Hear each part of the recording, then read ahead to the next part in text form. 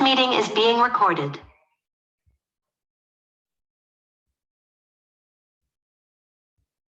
Yes. Screen visible? Yes, sir. Okay. हम next topic ले रहे हैं रेबीज। रेबीज के बारे में आपको पता होगा, इसको हाइड्रोफोबिया बोलते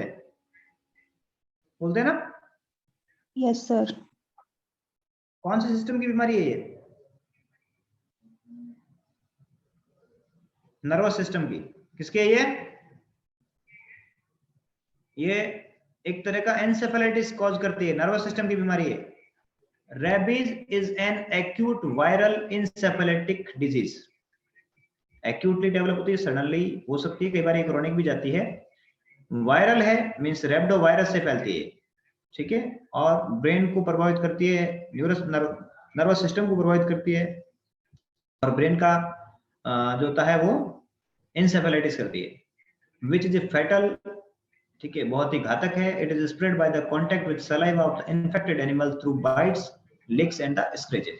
जो इन्फेक्टेड एनिमल है, रेबीज से जो संक्रमित पशु है, वो अगर बाइट कर ले या कहीं अपनी स्किन कटी फिटी उस पर लिक्स कर ले, है ना, उस पर मतलब चाट ले उसको, या उसकी वजह से वो दांतों की वजह से उसकी कोई स्क्रैच लग जाए अपने, तो उसके सलाइवा में ये पाए जाते हैं, उसकी लार में ये वायरस होते हैं, और वो अपने वहां पर वुंड में, घाव में पहुंच गए तो ये रेबीज कॉज कर सकते हैं।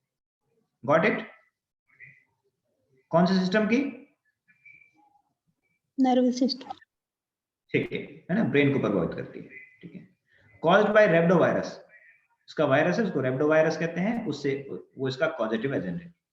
ऑल्सो नॉन एज हाइड्रोफोबिया, इसको हाइड्रोफोबिया, पानी को देख के डरता है, मीन्स कोई भी स्टिमुलाई मिलता है, नॉइज, पानी क्या चमकता है ना, जैसे उसको फ्लैश होता है ना, कांच, वाटर, किसी का फ्लैश पड़ गया या फिर कोई नॉइज आ गई, तो उसको देख के ये क्या है, उसमें स्टिमुलेशन मिलता है, और स्टिमुलेशन की वजह से ये डरता है ना, नर्वस सिस्टम इसका प्रभावित होता है, इसकी वजह से ये डरता है उसमें ना। अच्छा, एक ये जूनोटिक डिजीज भी है, क्योंकि एनिमल से आ रही है तो जूनोटिक डिजीज है, और वो भी किसका, जो वार्म ब्लडेड एनिमल्स होते हैं, और स्पेशली जो कार्निवोरस होते हैं, स्पेशली हम बात करें जो कार्निवोर, जो भी मांस खाने वाले होते हैं, फ्लैश है ना खाने वाले होते हैं, उनसे ये फैलता है। The incubation period is man is highly variable, मतलब बहुत ज्यादा वेरिएशन है। Commonly 1 to 3 months of the following exposure, normally 1 से 3 महीने में होता है, but in very from 7 days to many years, ये 7 दिनों से लेकर कई वर्षों के बाद में प्रकट हो सकता है। कई हिस्ट्री है 10 से 12 वर्षों के बाद भी किसी में हुआ है, डिपेंडिंग ऑन द साइट, किस पर निर्भर करता है, कहाँ काटा है, बाइट की सीवियरिटी कितनी थी, घाव कितने लगे हैं, और वायरस के अमाउंट कितनी एंटर हुई, उस पर डिपेंड करेगा, ठीक है। तो इसकी इंक्यूबेशन पीरियड है 3 दिन से 7 दिन से लेकर कई वर्षों तक हो सकता है ये। यहां तक किसी को डाउट है क्या?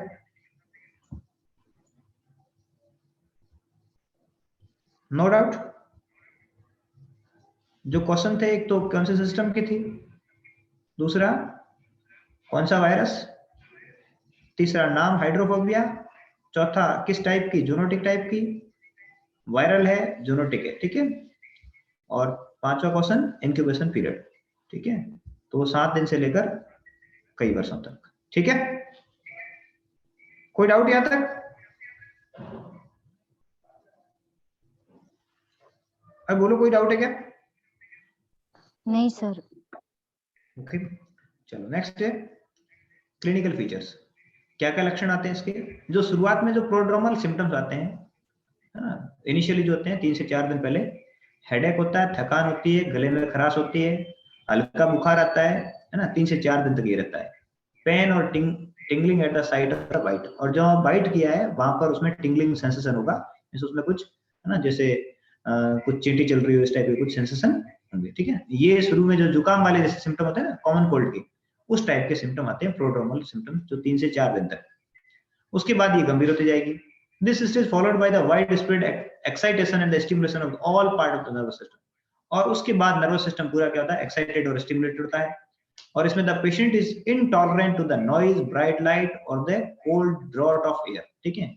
किसी चीज को ये सहन नहीं कर पाता, नॉइज, ब्राइट लाइट, तेज चमक लाइट हो, है ना, इसलिए इसको अंधेरे में रखा जाता है, ठीक है, नॉइज फ्री जगह पे रखा जाता है। और एक कोल्ड ड्रॉट, ठंड से, हवा से इन सब चीजों से ये क्या करता है, इनटॉलरेंट होता है और उसकी वजह से ये भयभीत होता है उसे, ठीक है। इसलिए इसको पानी भी सीधा नहीं दिखाते, ठीक है।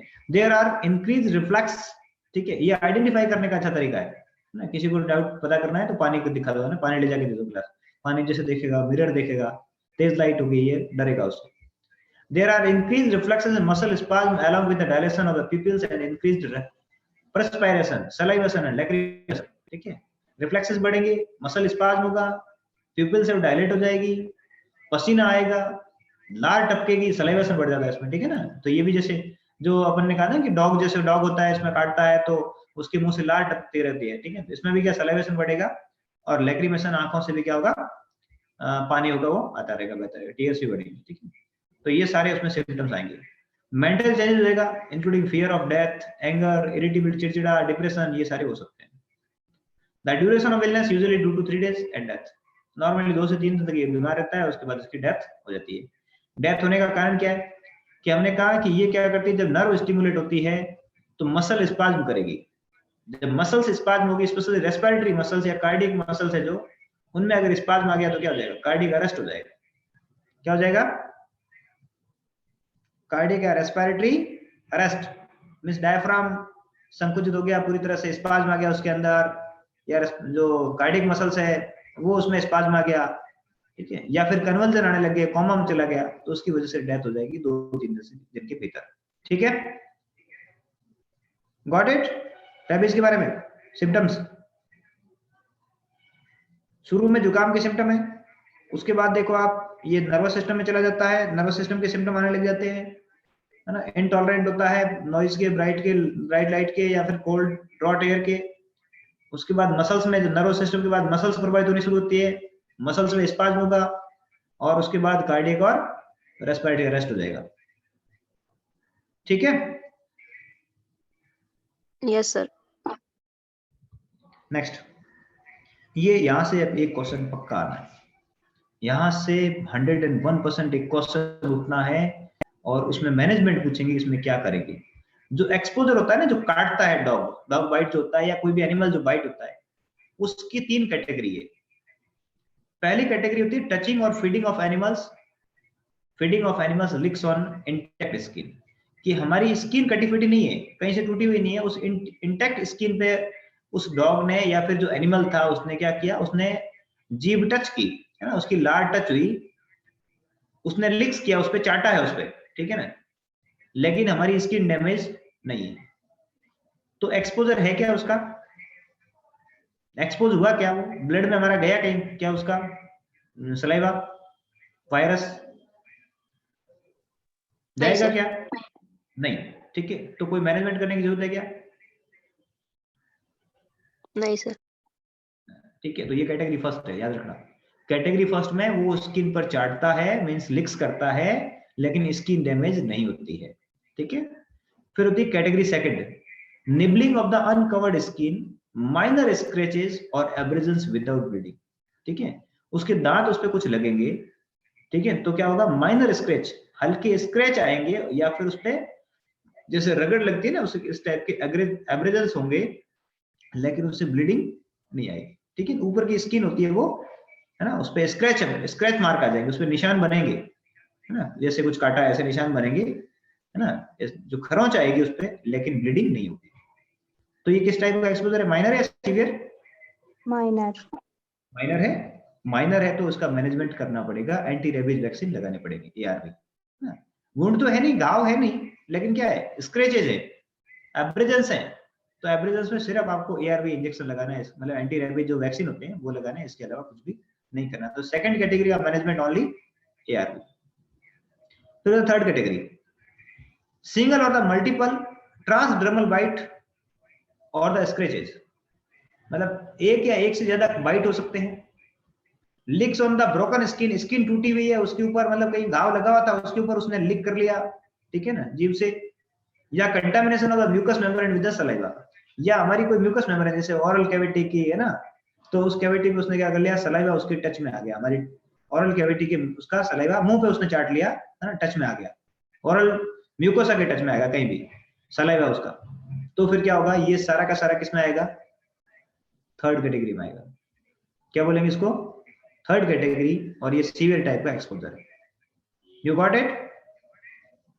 Yes sir. तीनों कैटेगरी। पहले कैटेगरी में कोई वुंड होता है क्या?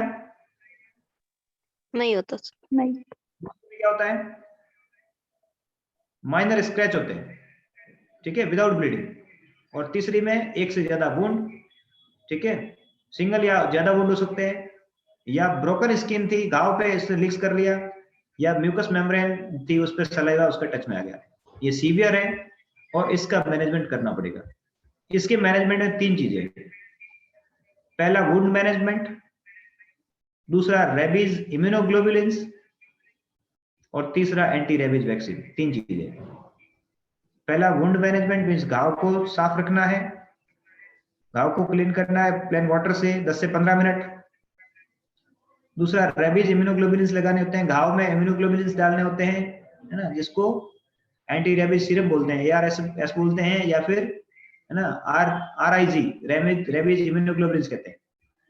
और तीसरा होता है एंटी रेबीज वैक्सीन, जिसमें ARV जिसको बोलते हैं, रेबीज के वैक्सीन टीके लगाते हैं। ठीक है, तो तीसरे का मैनेजमेंट में 3 चीजें। कोई डाउट यहां तक? घाव को साफ करना है, सीरम लगा, जो एंटी रेबीज सीरम उसमें लगाना है, और एंटी रेबीज वैक्सीन लगाना है। गॉट इट ना? Yes sir. Yes sir. पहला हम बात करेंगे, जो तीनों की बात हम कर ली कि मैनेजमेंट ऑफ जो एनिमल बाइट वुंड्स है उसको मैनेज करना है, फिर रेबीज इम्यूनोग्लोबुलिन्स RIG लगाने हैं, और तीसरा क्या है, एंटी रेबीज वैक्सीन ARV लगाना है। तीसरी कैटेगरी की बात। घाव को क्या करना है, सबसे पहले आपको प्लेन वाटर, सॉफ्ट वाटर है अगर, तो सॉफ्ट वाटर से धो लीजिए, साबुन से उसको धोइए 10 से 15 मिनट तक। ठीक है, कई जगह 10 मिनट लिखा हुआ, कई जगह 15 मिनट लिखा हुआ, तो अपने 10 से 15 मिनट दोनों रखो, दोनों ऑप्शन सही है, तो 10 से 15 दोनों सही है। ठीक है, 10 से 15 मिनट तक हम क्या करेंगे, साबुन पानी से धोएंगे, उस बहते हुए पानी से, रनिंग वाटर से। और अगर वो साबुन नहीं है तो हम दूसरे पानी से भी, प्लेन वाटर से भी धो सकते हैं। ठीक है, फिर उसके बाद उस पर कुछ इरिटेंट कुछ भी नहीं लगाना। जैसे पुराने टाइम में क्या करते उस पे मिर्ची लगा देते थे, ऑयल, हल्दी, चूना, नमक कुछ भी लगाते थे, ऐसा कुछ भी नहीं लगाना है। फिर उसके बाद उस वुंड पर पोविडिन आयोडीन जैसे एंटीसेप्टिक है ना, अल्कोहल या पोविडिन आयोडीन जैसे एंटीसेप्टिक उस पर लगाने हैं। वुंड की सूचरिंग नहीं करनी होती है। ठीक है, पहले भी हम बात कर चुके हैं, घाव की सूचरिंग नहीं करनी है जहां तक संभव हो। अगर जरूरत पड़े तो उसके होल्डिंग स्टिच लगाते हैं, केवल जो लटकी हुई स्किन है उसको पकड़ के रखे, ऐसे होल्डिंग स्टिच लगाते हैं। वो भी तब लगाते हैं, है ना, जब पहले, उसके पहले क्या लगा देते हैं, उसके पहले जो एंटी रेबीज सीरम होता है, वो सीरम उस वुंड पे लगाना होता है, वुंड पे डालना होता है। वो उस वुंड में एंटी रेबीज सीरम लगा दिया, उसमें इंजेक्ट कर दिया। उसके बाद हम क्या करेंगे कि ये वुंड को हल्का सा क्लोज करेंगे होल्डिंग स्टिच लगाकर। ठीक है, और ये क्यों करते हैं ऐसा, कि as far as possible since it can loss the virus deeper into that wound.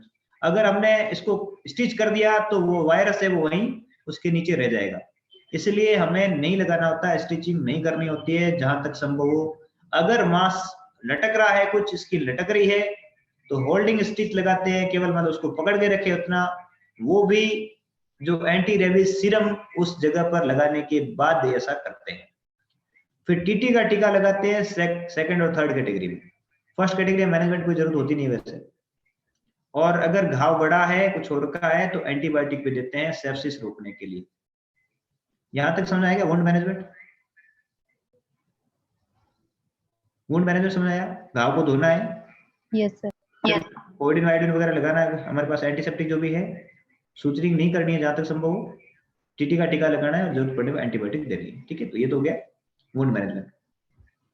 फिर हमने कहा रेबीज इम्यूनोग्लोबुलिन्स, जिसकी बात करते हैं, एंटी रेबीज सीरम जो है इम्यूनोग्लोबुलिन्स अपन पहले बात कर चुके हैं। ये बने बनाए एंटीबॉडी होते हैं, जिससे पैसिव इम्यूनाइजेशन होता है ना, बने बनाए जो एंटीबॉडीज होते हैं उस जगह पे डाल देते हैं, वो उस वायरस को मारेंगे। ऑल द कैटेगरी थर्ड वाले कैटेगरी में 3 मैनेजमेंट थे ना, क्या क्या थे? वुंड मैनेजमेंट, दूसरा इम्यूनोग्लोबिन देंगे, तीसरा ARV। ARV। वेरी गुड, ठीक है। तो ऑल थर्ड कैटेगरी वाले जो पेशेंट है उसमें क्या करेंगे, रेबीज इम्यूनोग्लोबुलिन है to be infiltrated and injected around the and into the wounds. जो घाव जहां पर उसने काटा है उस वुंड में और उस वुंड के आसपास हम क्या करेंगे, इंजेक्ट करेंगे। बस ध्यान रहे ब्लड में नहीं डालना है, आईवी नहीं लगाने हैं, ये वुंड के आसपास वहां पर उन टिश्यू के अंदर ये इंजेक्शन लगाने हैं, वहां पर सबक्यूटेनियस या स्किन के नीचे आईडी, ये हमें क्या इनफिल्ट्रेट करना है, जो रेबीज इम्यूनोग्लोबुलिन वहां लगाने हैं। This neutralize the virus at the site of bite and prevent the rabies. ठीक है, जहां काटा है वहीं पर इसको लगा देते हैं, तो ये क्या करेंगे, उस वायरस को वहीं किल कर देंगे। दूसरा काम। तीसरा, हमें इनमें एआरवी लगाना है, all category second and third. ठीक है, ये याद रखना। एआरवी किस में लगाते हैं भाई, थर्ड कैटेगरी में, एआरवी दोनों में, सेकंड में भी। सेकंड थर्ड के, और इम्यूनोग्लोबुलिन केवल थर्ड कैटेगरी में। ठीक है, तो सेकंड और थर्ड दोनों में लगाएंगे। A full course of ARV vaccine to be taken over a month, 1 महीने में लगभग जो एआरवी पूरा दिया जाता है। कैसे देते हैं उसको देखिए। एआरवी लगाने का रूट क्या होता है भाई, कौन से रूट से लगाते हैं, ये दोनों रूट से लगता है, आईडी और इंट्राडर्मल, याद रखना। इंट्राडर्मल भी लगता है और आईएम भी लगता है, दोनों रूट से लगता है। ठीक है, हम पहले बात कर रहे हैं इंट्राडर्मल की। Regiment for the post exposure, अच्छा ये पोस्ट एक्सपोजर पीईपी का मतलब काटने के बाद की बात कर रहे हैं। Updated thigh red cross schedule जो है, थाई रेड मतलब थाईलैंड का जो रेड क्रॉस सोसाइटी है उसका शेड्यूल है, और इंडिया में यही चल रहा है। उसमें क्या होता है, इसके अनुसार 8 डोज लगती है 4 विजिट में, जब आईडी लगता है तब। तो कैटेगरी सेकंड और थर्ड जो है एक्सपोजर वुंड टॉयलेट, पहले तो वुंड को अगर अपन ड्रेनेज करेंगे, वुंड को साफ करेंगे, और अगर वुंड है तो वहां पर कैटेगरी थर्ड वाले में हम इम्यूनोग्लोबुलिन लगा देंगे। लगाते हैं ना, कैटेगरी थर्ड में इम्यूनोग्लोबुलिन लगाते हैं पहले ही दिन, 0 दिन पे। जो पहला दिन है वो 0 डे माना जाता है। Yes yes sir. फिर हम क्या लगाएंगे, एआरवी लगाएंगे, anti rabies vaccine. Anti rabies vaccine कैसे लगाते हैं, 0 दिन पे लगाते हैं, फिर तीसरे दिन पे लगाते हैं। देखो 0 दिन और पहला दिन एक ही बात है, मानते 0 दिन, कहते 0 दिन है लेकिन होता है पहला दिन है। ठीक है, फिर उसके बाद दूसरा और तीसरा। ठीक है, एक्चुअली में ये क्या है, पहला दिन ही, लेकिन हम उसको दिन बोलते कौन सा है, 0। और यहाँ कितनी सुई बनी हुई है भाई 0 दिन पे, 2। वो बनी हुई, तो पहले दिन 2 लगेंगे। आईडी लगा रहे हैं तो आईडी लगा रहे हैं तो पहले दिन 2 लगेंगे। तीसरे दिन कितने हैं, 2। और 7वें दिन कितने हैं, 2, और 28वें दिन भी क्या है।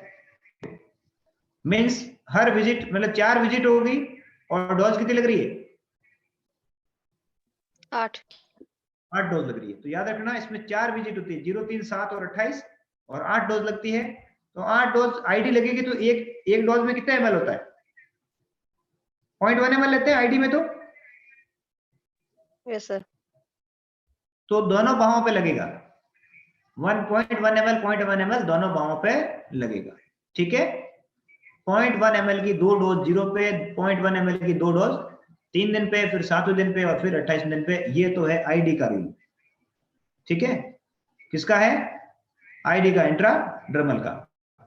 ठीक है, उसके बाद इंजेक्शन ऑफ 0.1 ml रिकंस्टिट्यूट वैक्सीन पर आईडी। ठीक है, ये हो गया, अपन यही बात करनी थी, ये सेम चीज हो गई। ठीक है, कोई डाउट है क्या, डेल्टोइड मसल पे लगता है। Day 0 is the date of administration of first dose of the rabies vaccine. कोई डाउट नहीं है ना, 0, 3, 7 और 28 पे, और हर बार 2 इंजेक्शन, दोनों आर्म पे, अपर आर्म पे डेल्टोइड मसल में, और 0.1 ml के। ठीक है, यस सर। ओके। दूसरा, अच्छा एक चीज बता दूं मैं आपको, बीच में मेरा फोन बंद हो सकता है, नेट कभी भी कट सकता है। अगर क्लास बंद हो जाए तो ये यहाँ से मतलब क्लास आज की बंद हो जाएगी अभी, और नाइट इवनिंग में फिर देखेंगे समय मिला तो। ठीक है, याद रखिएगा। मेरी आवाज नहीं आ रही है उसका मतलब क्या होगा कि फोन बंद हो जाएगा, नेट बंद हो गया। ठीक है, 5 डोज एसएन इंट्रामस्कुलर रेजिमेन, ये याद रखना। अगर आईएम लगता है तो 5 डोज 5 विजिट होती है। और इस जो है फॉर्मूला है, या जो लगाने का जो है, इसको अपन क्या बोलते हैं, एसएन रूल कहते हैं।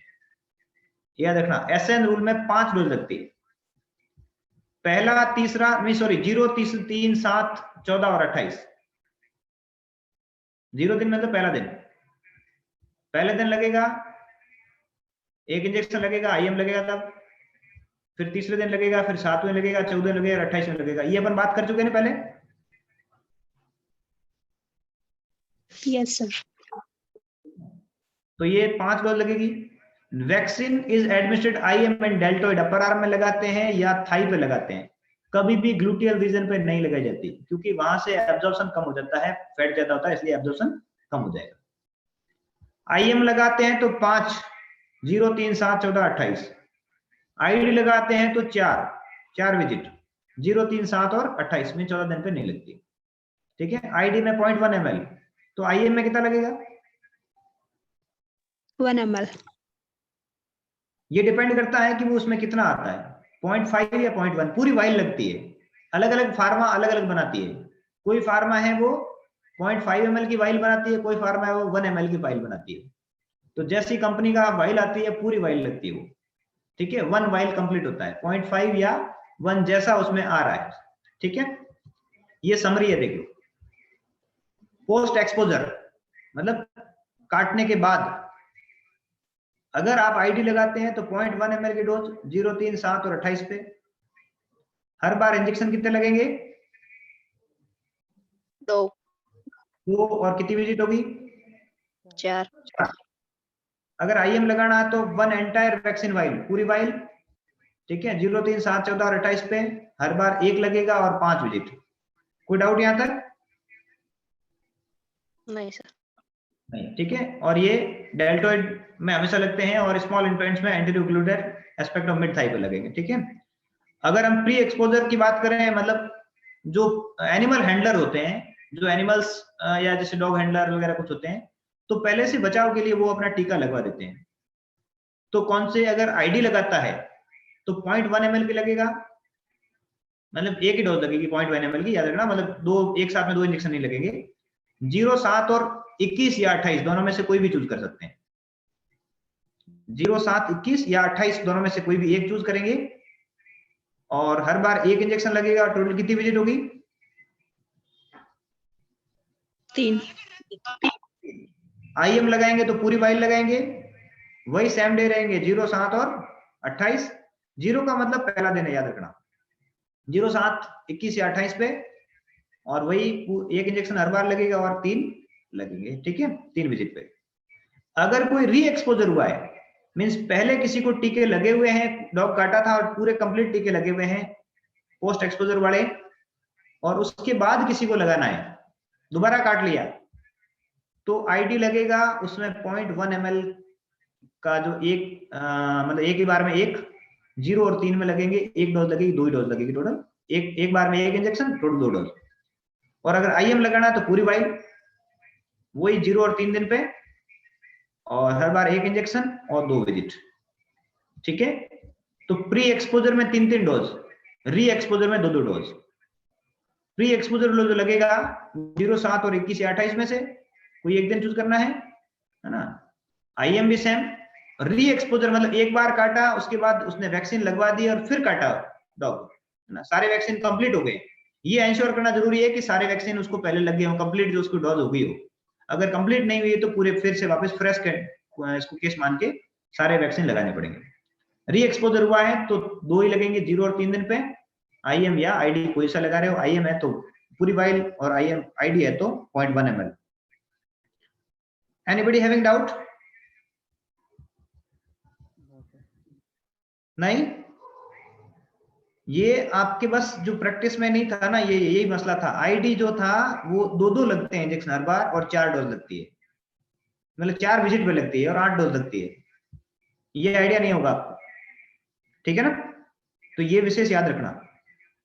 और एक जो था ये एसएन, है ना, एसएन शेड्यूल था, याद रखना। एसएन शेड्यूल मतलब आईएम वाला है उसको एसएन शेड्यूल कहते हैं, और जो आईडी वाला था वो थाई क्रॉस रेजिमेंट था। ठीक है, ये याद रखना, जो आएंगे तो पूछेंगे थाई क्रॉस रेजिमेंट पूछेंगे, आईएम का पूछा तो एसएन जो शेड्यूल है वो पूछेंगे। ठीक है, तो यहाँ ये चीजें पूछेंगे, ठीक है। कुछ याद रखने वाली बातें थी कि अगर कोई पेशेंट है वो इम्यूनो कॉम्प्रोमाइज्ड है, मींस उसकी इम्यूनिटी बहुत डाउन है, जैसे एचआईवी का पेशेंट है, या पेशेंट क्लोरोक्विनिन पे, मींस जो मलेरिया का पेशेंट होता है क्लोरोक्विनिन है, हाइड्रोक्सीक्लोरोक्विनिन पे, या लंबे समय से कोई अस्थमा का पेशेंट है और कॉर्टिकोस्टेरॉइड्स पे, स्टेरॉइड पे चल रहा है, जिसमें ना प्रेडनिसोलोन जो वाइसोलोन या जो आपके दूसरी दवाइयां उस पे स्टेरॉइड्स पे चल रहा है, या कोई कैंसर की कीमोथेरेपी पे, तो उसको हमेशा ARV IM ही देना है, उसको आईडी नहीं देना है, ठीक है।